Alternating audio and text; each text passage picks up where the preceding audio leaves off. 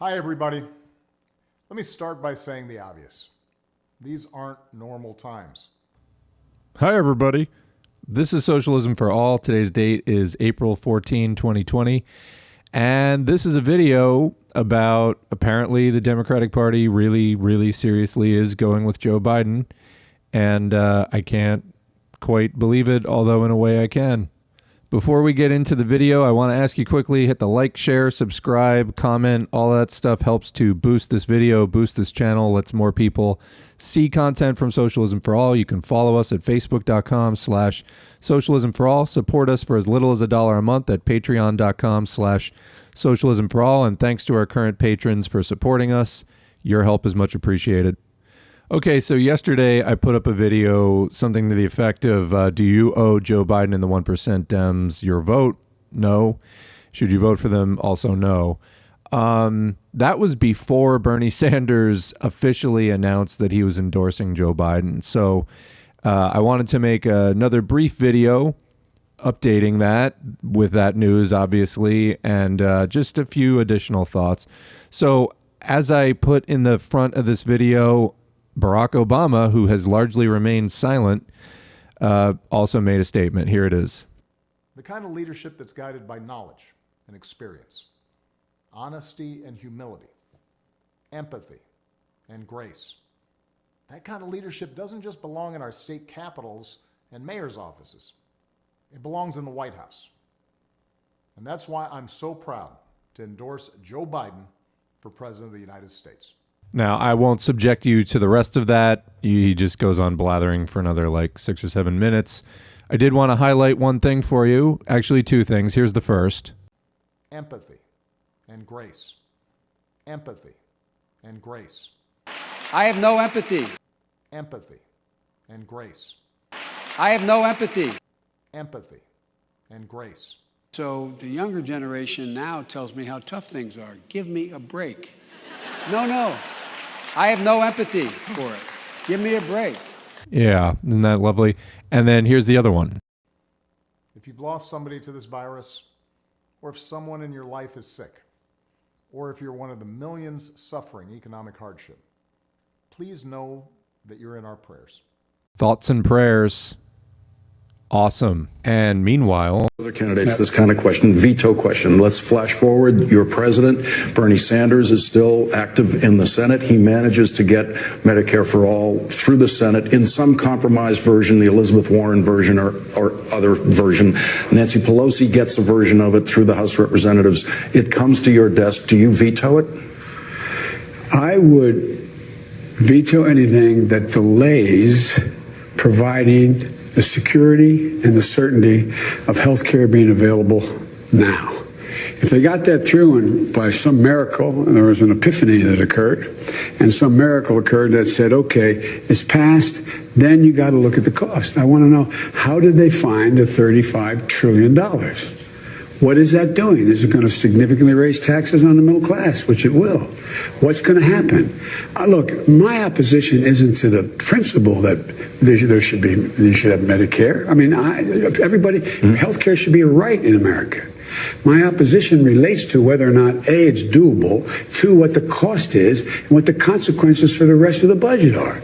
How are you going to find $35 trillion over the next 10 years without having profound impacts on everything from taxes for middle class and working class people, as well as the impact on the rest of the budget?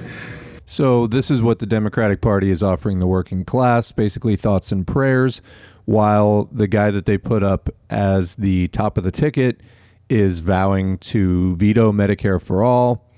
Anyway, I post the Obama clip not so much because, I think his endorsement will be persuasive or anything like that. I post it as a signifier that this is a wrap. It's official. This is the guy they're going with. There's been a lot of talk about changing Biden out at convention. Maybe last week, did a video including a little segment just taking a critical glance at Andrew Cuomo in case it came to that, just to have that piece of information ready to go. But I don't think they're doing that.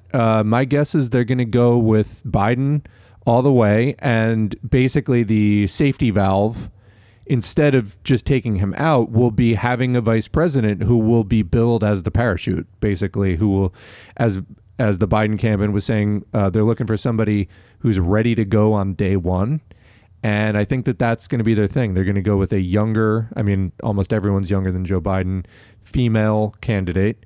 And basically, if Biden kicks the bucket or, his brain officially liquefies, she'll be in charge. So you're really voting for kind of two presidents when you vote for Joe Biden.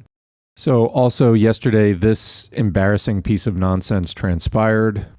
So we are in a terrible moment, an unprecedented moment. And I know we share the understanding that we've got to go forward right now and out of this in an unprecedented way to address the terrible pain that so many of our fellow Americans are feeling. So today I am asking all Americans, I'm asking every Democrat, I'm asking every independent, I'm asking a lot of Republicans to come together in this campaign to support your candidacy, which I endorse, to make certain that we defeat somebody who I believe, and I'm speaking just for myself now, is the most dangerous president in the modern history of this country. So I think that speaking for himself and only himself was a really apt choice of words, because really no one in the Bernie Sanders base or movement, whatever you want to call it, wants him to do this. I have made several videos, and before I say anything else about it, I want to add, Bernie is not a socialist as we understand it. He's much more of a social democrat. We have still, at Socialism for All, offered the Bernie Sanders campaign critical support because despite the many problems with the campaign, the platform, things that they did in 2016 that I strongly disagreed with, the movement seemed to be raising class consciousness, differentiating worker interests up and away from 1% interests, and there was some amount of traction and class consciousness happening there. However, while he stayed in to the end of 2016, at least, I think he should have started an independent Labor Party at that point, but he didn't. I mean, the man was filling stadiums. He certainly, there are few times in history where such an effort would have momentum. That was, in my opinion, one of them. He didn't do it. Fed back into the Dems, tried to come in the front door in 2020. Now here we are. We're in the middle of a pandemic where obviously there is a health and safety risk to people voting right now, but most of the states have postponed their primaries. Also, this is a good opportunity to scream bloody murder about the ones that aren't being postponed, and that the Democrats are owned by the 1%, and that they don't care about human life, and they don't care about workers, and that's why this movement is doing what it's doing, et cetera, et cetera. If Bernie Sanders were a real revolutionary, those are the things he'd be doing. I think we diverged with him a while back, so, that's neither here nor there at this point. But there it is, a fact. Bernie has more than 2 months away from the end of the primary. The end of the primary is June 23rd. Bernie Sanders has laid down against many of his top campaign advisors, against the wishes of the movement. If you look at any, impromptu non-scientific poll on Twitter, overwhelmingly people do not want him to be quitting. When I see support for the idea of Bernie Sanders quitting that is not from, the 1% wing of the Democrats and their supporters, it's things along the lines of, well, there's a pandemic and it's dangerous for people to vote. Yeah, but they're not just calling it off. Like, that means Joe Biden wins. So why is that okay? Like, yeah, it's not safe. So Bernie could be saying that and he could be calling them out. Anyway, obviously he's not going to do that. He just endorsed Biden. Now, I mean, he's been sort of in a not so slow motion collapse really since Super Tuesday. He just really seemed to have no rebuttal for the circling of the wagons that the 1% sponsored wing of the Dems, which is the vast majority of the party. Like, out of the 24 candidates, he was the only one that wasn't taking corporate money. Elizabeth Warren, snake that she is, Reaganite that she is, also stayed into Super Tuesday supported by a PAC that was supported by a Joe Arpaio supporter. So really, this was clearly all about defeating Bernie, well, really defeating Bernie's base and defeating a working class agenda. So where do we go from here? Yesterday's video, I made clear, don't vote for Joe Biden. Don't vote Trump. And really, Bernie Sanders, clean out your old stickers, clean out your signage. Bernie Sanders is no more. He is with them now. He's not with us. What does that leave? That leaves the working class vulnerable and exposed as we were.